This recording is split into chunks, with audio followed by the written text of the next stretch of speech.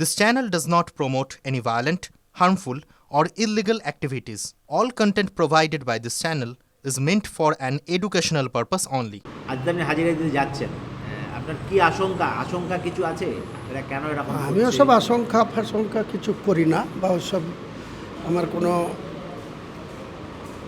যে পুলিশ ডেকেছে সেই ডাকা নিয়ে আমি অত্যন্ত ভয় পেয়ে গেছি, এসব আমার ডিকশনারিতে নাই।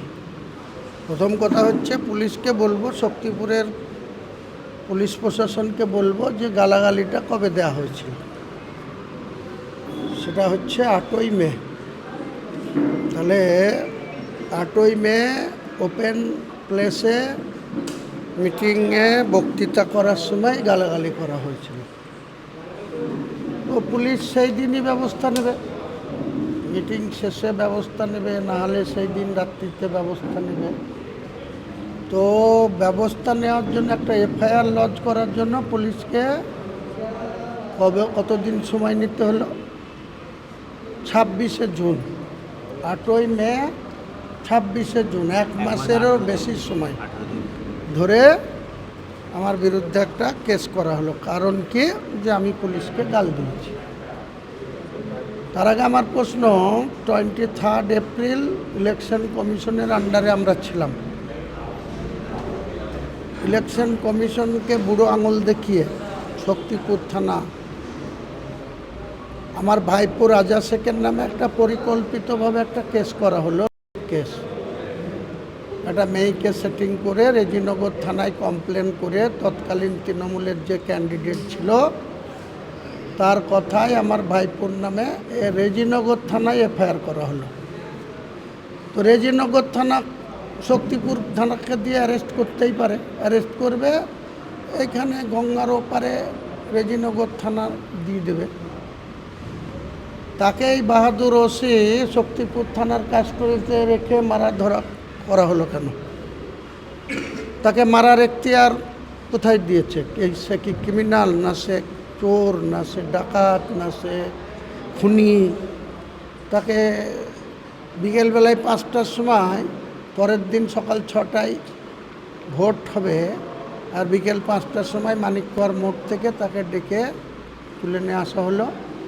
তাকে রাত্রিবেলায় মারধর করা হলো।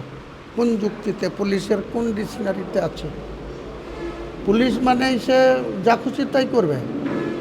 এই যে গুন্ডা দমন আইন হয়েছে বিধানসভায়, তো যে গুন্ডাগিরি করবে তার বিরুদ্ধে পুলিশ গুন্ডাগিরি প্রয়োগ করে ব্যবস্থা নেবে। তাকে বিনা বিচারে 1 বছর রেখে দেওয়ার অপশান রেখেছে।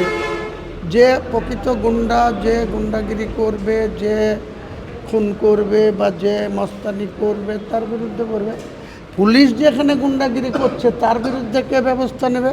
সেই আইনে কোথায় অপশান আছে যে পুলিশ যেখানে ডাইরেক্ট গুন্ডাগিরি করছে? গত রাত্রিতে কালকে একটা আসামিকে ধরে নেওয়া হয়েছে। সে সমাজে অনেক রকম মানুষ বসবাস করে, আমার কাছে যা তথ্য আছে সে একটু গাঁজা ফেজা খেত, এসব করতো, একটা মুসলিম ছেলে। তাকে তুলে নিয়ে আসলো কাঁদির টাউন বাবু, উত্তম মাধ্যম, তাকে লকআপে পিটিয়ে শেষ করে দিল। তারপরে তার গার্জেনদেরকে সেই ওখানকার এসডিপিও প্রশাসনের নেতৃবর্গরা, যাদের বাড়ির লোককে পিটিয়ে মারা হলো, তাদেরকে গিয়ে পুলিশ যে গুন্ডার মতো আচরণ করছে তাদের সঙ্গে, তাহলে এর কোথায় এই ভারতবর্ষের সংবিধানে বা বিধানসভায় যে নতুন আইন আনা হয়েছে, এই আইনের কোথায় সুরাহা আছে? এটা আমাদের জিজ্ঞাসা। নিশ্চয়ই বিধানসভায় সুযোগ পেলেই এসব প্রশ্ন তোলা হবে।